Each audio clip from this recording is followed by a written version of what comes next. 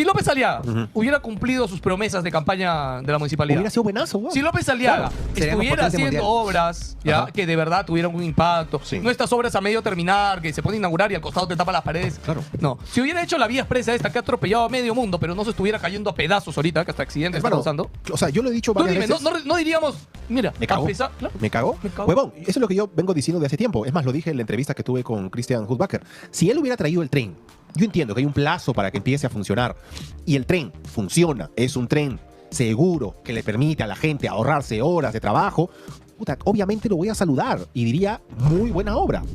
Este huevón trae los trenes por un tema de campaña, no se preocupa ni por la infraestructura, ni por los estudios, y se pone a decirle rojo a todo el mundo que lo critica. Ahí está, huevón.